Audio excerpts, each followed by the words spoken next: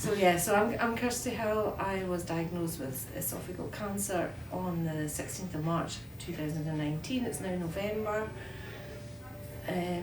I was referred to Move More because I was to have some chemotherapy and then an operation, but I have asthma and I have an underlying lung condition, which meant that probably my fitness levels weren't where they should be for such a significant operation.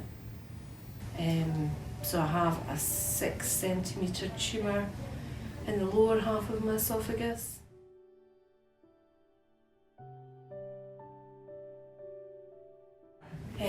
So when I was diagnosed, I had to have a professor, my oncologist offered me a new research drug, which was immunotherapy, which was being tested alongside a chemotherapy called FLOT. So immunotherapy has been proven in other types of cancers with other types of chemo to have almost stopped the cancer, so people live with cancer. But obviously they have to continue with the research. So this was a research study that was being done on esophageal cancer with FLOT. So the treatment I had was for 2 cycles, which is about a month. I had just immunotherapy fortnightly, and then for 8 cycles after that, I think, I had FLOT, which consisted of 4 drugs, 3 of which were given over, well, it started at 8 hours, but I had a bit of a reaction to one of the drugs, so they ended up having to give me it over 12 to 14 hours. And then I was sent home with a pump on, so you come home with a little bag with your drugs in it, and it just goes in your PICC line over the next 24 hours, then you have to go back to hospital and get that pump taken off. So I didn't have the best time on chemotherapy at all. The first time, I think, when I went back for my second lot of chemo, my white blood cells had kind of dropped through the floor, and I had to wait and then coming back up before I could get more treatment. Treatment was quite rough. The side effects that I had was kind of pins and needles, no feeling in my hands and my feet, which I have to say slowly coming back, but isn't really there at all. I didn't really have an awful lot of sickness because I injected myself with an anti-sickness drug. However,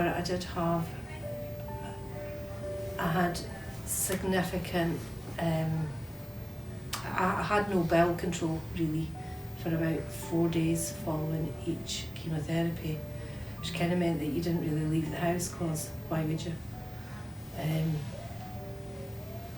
I felt pretty terrible most of the time. I did try and work through it also. I was quite lucky because I could work from home. But yeah, there was just some days that I couldn't even drag myself out of bed. And then I started to feel really, really ill, and luckily spoke to the hospital who had me go in, and I actually had got sepsis. So I ended up in hospital for about 15 days all in all, but over 2 periods, because I kind of got better, got sent home, got worse, went back in, came home again. And that really floored me, I suppose. I mean, I didn't really know I had sepsis, I didn't know how ill I was. But when I came out, my legs were like tree trunks, they were huge, and when you touched them, you could see your fingerprints in them.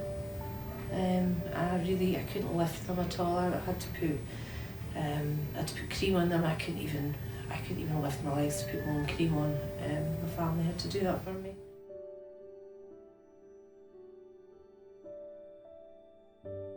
I wasn't hugely active before I was referred to Macmillan Move More. due to the fact that, you know, I could always get a taxi home from the pub. So I was supposed to come immediately. I was diagnosed and when I started chemo, but I became so ill through the chemo that I wasn't really able to exercise. So I didn't really come back until I could walk again after the sepsis. And you know, I'm laughing, but actually that's true. I couldn't walk. So after the sepsis as well, because my legs were quite shaky and things, one day somebody had knocked at the door and I got up to answer it and fell on my length and broke my ribs. So that kind of meant that I couldn't get fit as well. That hindered the fitness.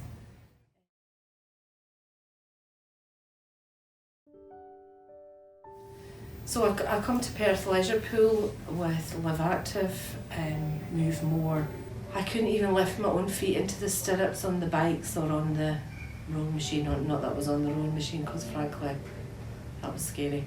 Yeah, I couldn't. So Declan actually had to lift my feet into the stirrups and tighten, you know, help me with all that, which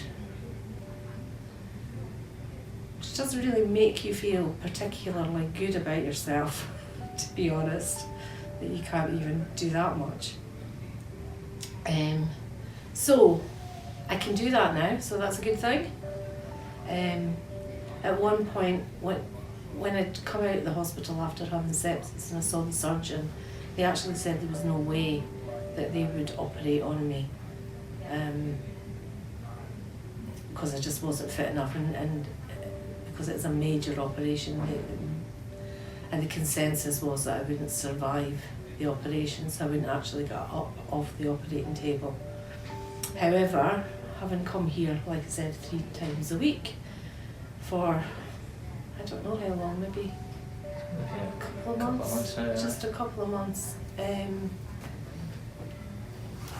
The operation is now back on, so although I should have had my operation at the beginning of September and I missed that window because it was just out of hospital, maybe even just still in hospital.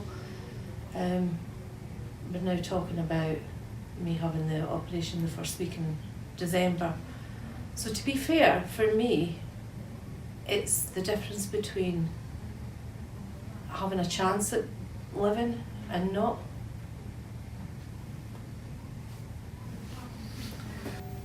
Yeah, clearly this has had a positive impact. I don't think I would have done this on my own. Although I might have wanted to, I actually wouldn't have been able to. I wouldn't have been able to motivate myself. I wouldn't have been able to hold all the information about all the different exercises that I have to do in my tiny little brain. Yeah, so I wouldn't have done it on my own. So actually, without Move More, none of this would have happened.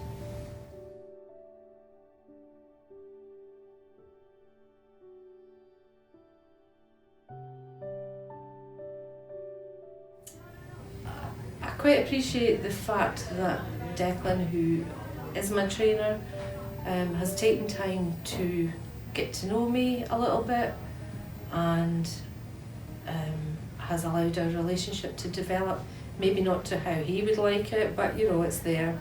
And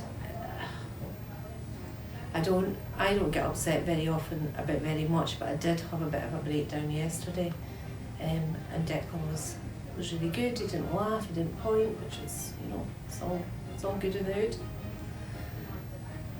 So yeah, I feel supported in a holistic manner. So I suppose I now enjoy being able to put my own feet in the stirrups on the bikes and things, and go on the rowing machine. I have gone from oof to that was hard to sit on to being able to do 1,000 metres in about 7.5 minutes. I actually prefer the rowing machine to everything else, which makes me really weird, but it's true. If you're asked to come, I think I would come. It's nice to be able to exercise in a way that feels safe, because it does feel safe. and you don't feel judged, which is a good thing.